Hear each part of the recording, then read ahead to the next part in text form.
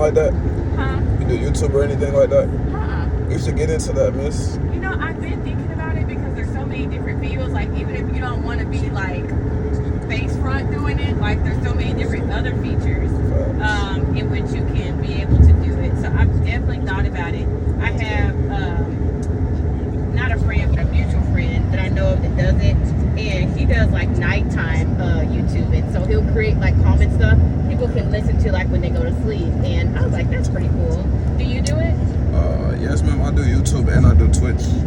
You do what? I do Twitch. I do YouTube and I do Twitch. Okay, cool. My son was trying to do Twitch at one point. Tell him keep going. He just got to stream at nighttime so he can run up his hours. Oh, really? So is that the trick to it? Yes, ma'am. Or if you really lit like that in real life, you gotta stream IRL in the daytime. Okay. So hold on. So he needs to stream at nighttime and do what during the daytime? So stream at nighttime and then record videos in the daytime. Okay. Right. Sure. Oh, so you can like pre-record them and then post them at nighttime? Yes. Oh, okay. Yes. Cool. Yes, I don't have to remember telling that. So how long you been doing it? For some years now, actually. For some years.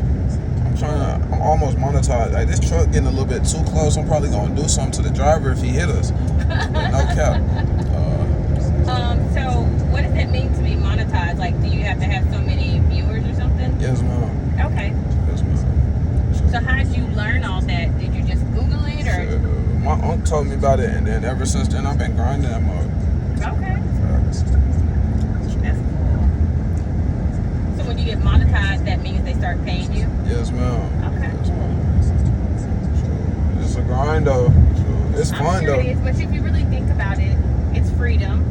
And I teach my kids to be entrepreneurs. Like, nothing's wrong with getting education, that's good, but it's not the only way to make income. And when you're your own boss and you have your own business, whatever it is, whether you have an LLC doing rideshare, I guess, or whatever, or streaming, your influencer, whatever the case is, like, money is money, and you have to grind at it. Like, whatever business you have, it's your business. You have to grind it. It takes hard work, I'm trying to get into collabs right now. So nobody be hitting me up to do no collabs. I be like, how are you marketing yourself? I'm marketing myself pretty well, actually. Okay. I be chilling. Has your uncle had collabs yet or no? So he a music maker. He always collabing. Okay. So I just gotta go out. I gotta go out more to see more. I gotta go see more. What you so should do is go to events. Because they always having like gaming events and stuff. Facts. I live in Allen, and I know they have them like at least like twice a year that I know of, because I'll give them rides or whatever. But they probably have them even more than that. So that's a good way. Okay.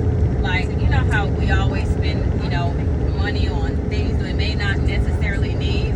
When you trying to grow yourself, your business, whatever it is you're trying to do, you got to invest in yourself. So find out when the next gaming event is and buy a vendor booth. So it might cost you $300 or $400, but that's your investment in what you're doing for yourself. I tell my daughter that because she was wanting some Jordans or something. I was like, girl, I don't mind doing that for you, but you also said you want to do this as well too. So you have to make the choice of what's more important to you. Those Jordans, this is going to give you maybe immediate satisfaction, but it's not going to last as long. Or this is going to give you more satisfaction on a long-term basis. So, yeah. I'm trying to go to TwitchCon. I think that might be like August, December, October type. Okay. I'm gonna get a lot of collabs if I go to TwitchCon. Like, I really don't know. So is it gonna be here in Texas this year or no? I'm trying to see for. I think it's gonna be in Oklahoma or in out in San Antonio. I gotta look that up on Google.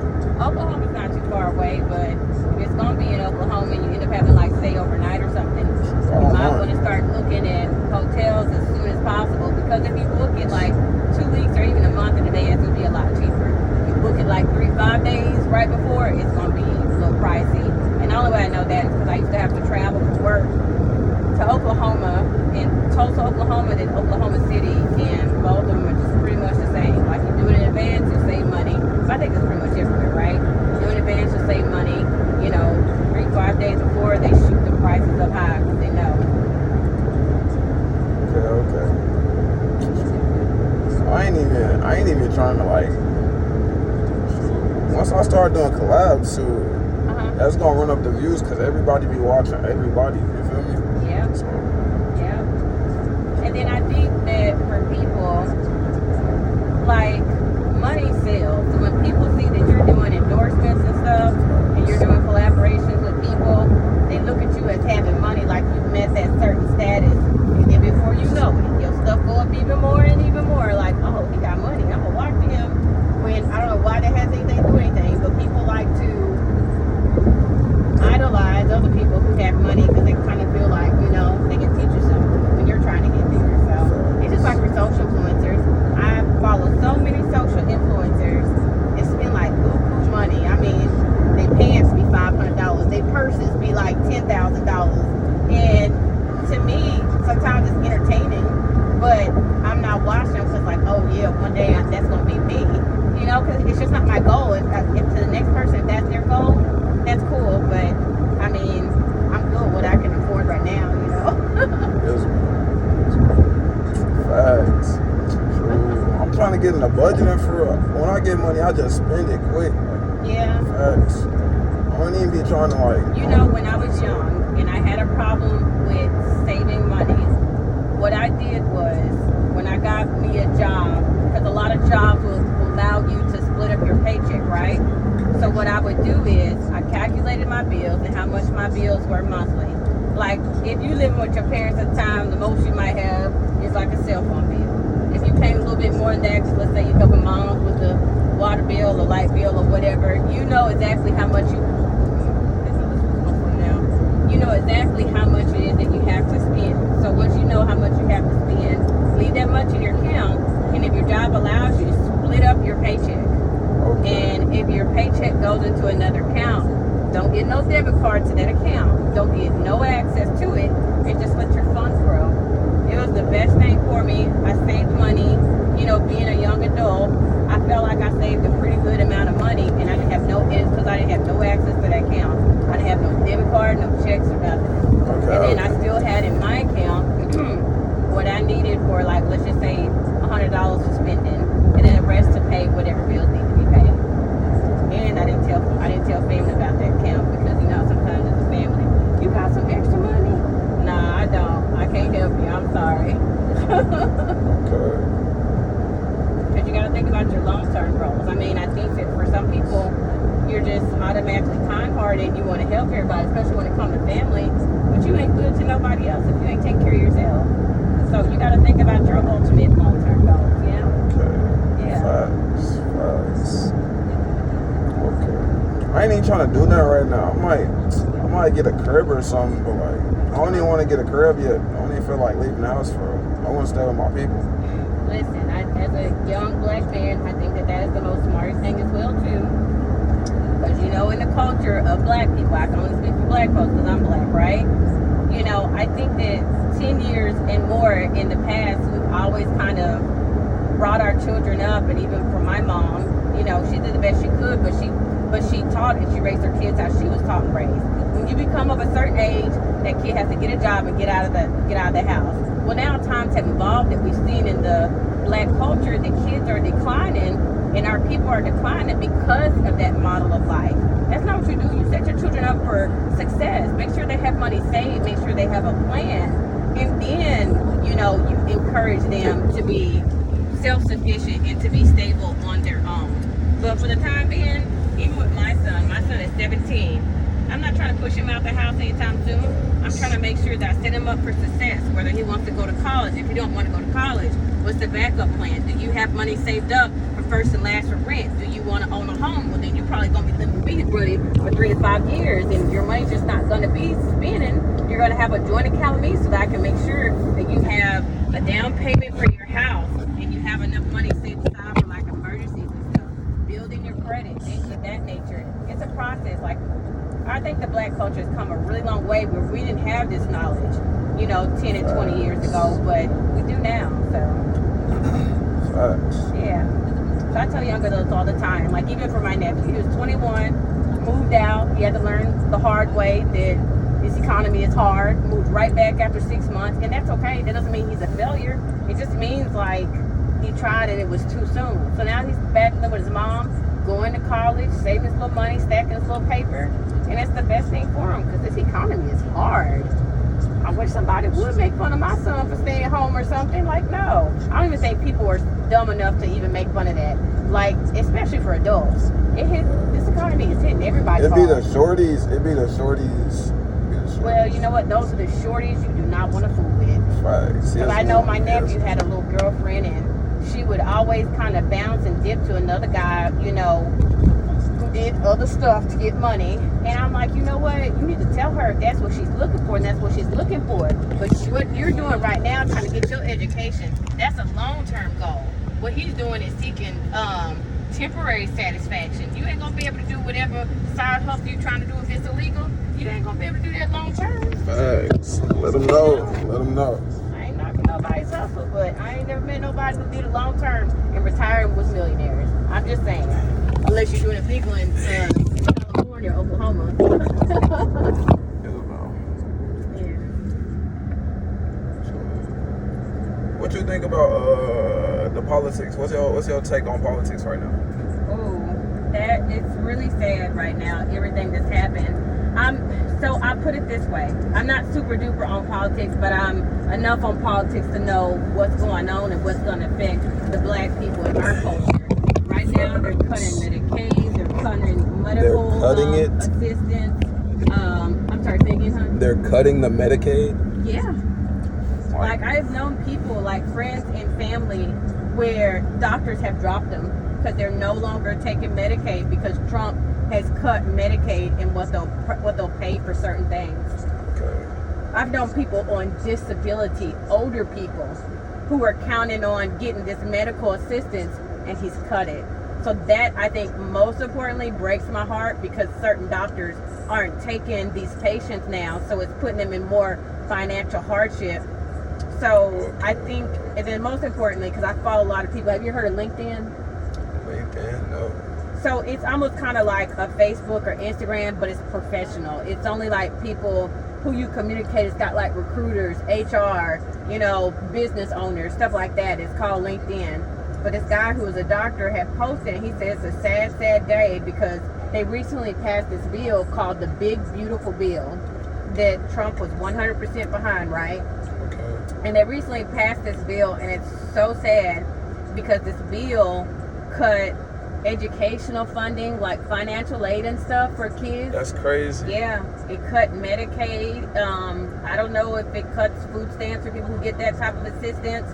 It's cut the educational fund. So if you know kids who are like dyslexic, autism, you know, it's cut funding where if you normally would have 2 teachers in the classroom, you now only have 1.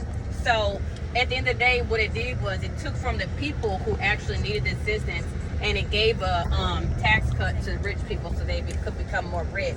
So if that doesn't tell you anything, and I tell this to my children, I have this conversation with them, if not weekly, daily, and I know they're tired of hearing it, you have to be conscious of what you spend your money on, what you're doing with your life, because my son is getting ready to start college, start next month, to not waste that money because times are changing.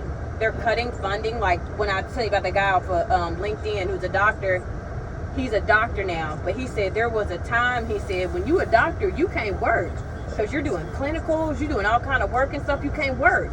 So for a lot of people who can't work, and I'm sorry, honey, it looks like you sweat back. Let me turn the air up. So if you can't work, you're depending on, like, you know, financial aid, and you're dependent on Medicaid and stuff like that to help you pay for like your medical needs and stuff. He said if these things weren't put into place, he said I probably wouldn't afford it to go through the medical program because it's like hundreds of thousands of dollars. He said I probably wouldn't have been able to go to the doctor if I was sick. He said had this bill been passed over 10 years ago. So I tell my kids now, if you go into school, whatever you're doing, you got to put a lot of thought behind it and hit it hard because times are really changing. Like the people who are in need, Trump don't give a, excuse my language, fuck about them. He is all for himself and the rich people, and you have to take life serious. If you want them Jordans can wait. You need necessities like just, you know, pants, you know, socks, shoes, that's different.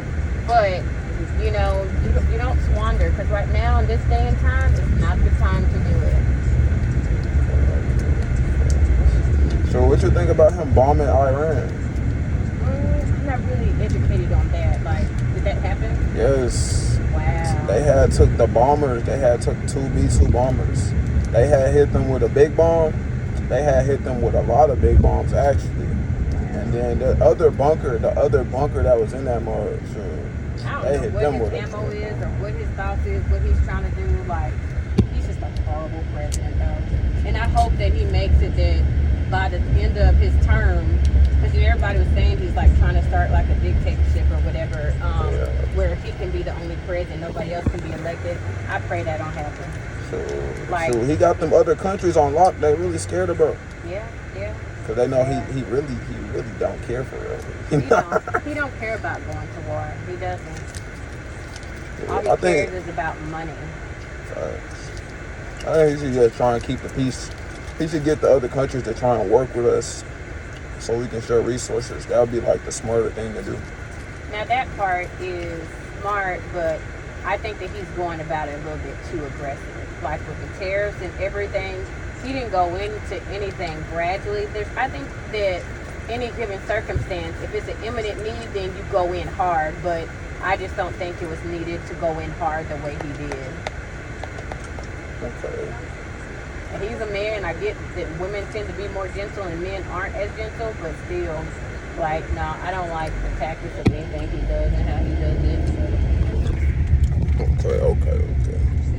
So, like, if you were in his position, what do you think about him? And it wasn't really even him. I think this law was in the process of being passed before he even got into office, so it might have been Biden. But what do you think about them passing that law that once you turn 18, if they go into war, you can be drafted if you, whether you in school or not school. If you're in private school, they're not going to draft those kids. But if you went to public school, they're going to draft those kids. I think they high. I think they higher than I be. You feel me, miss? Cause like they tripping. They think I'm gonna go. I'm not going. You feel me? Thanks. Yeah. All you gonna hear is a drone. You gonna hear a drone, and that mud just gonna. You feel me? Thanks. Alright, they might as well just chill. Yeah. They got enough people in the army already. Right. Thanks.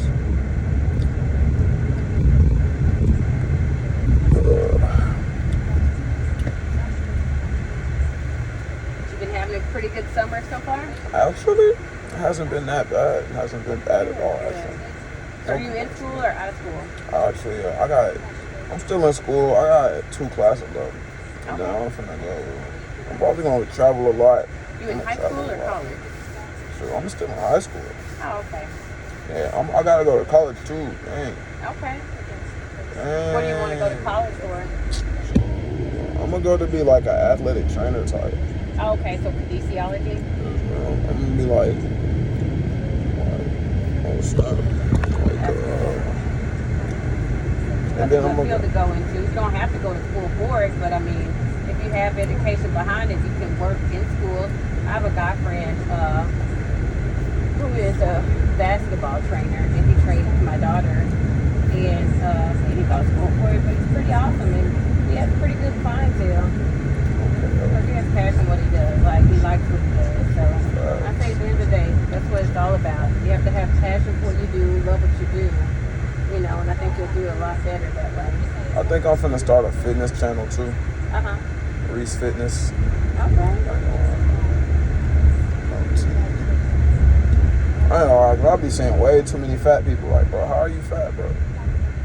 I think no diss, bro. No I think diss. a lot of it, especially in the black culture, again, I can never speak for no other culture except for our culture, but I think a lot of it in the black culture is because some people just like to eat that good old soul food, and they don't realize that it catches up with you. It's not good for your health, especially if you're not staying active. It's one thing just to eat, you know, crazy and be active, but then if you're not even active with it, you know, like it's not good for your heart or your body, anything long term. Catches up with you after a while. Facts. So I stay active, so you know. That's good. So the more you work out, the longer you live. And then it statistics like to show too when you lift weights, it's better on the body for your muscle mass. You're less prone to having accidents. Yeah. Question. Miss, you be going to the gym? Who, for me? Yes. I have a gym at my house. Facts. Now, I'm going to be honest, because I work so much, like, doing rideshare is my side hustle, but I manage contracts for my full-time job. So between, like, doing rideshare on the side and then doing my full-time job, taking care of kids, I don't really work out like I'd love to, because I just don't have the time. And a lot of times I used to tell people all the time, it's not about not having the time, you got to make time, but I really seriously don't have the time. The minute I wake my eyes up in the morning, it's like something to be done.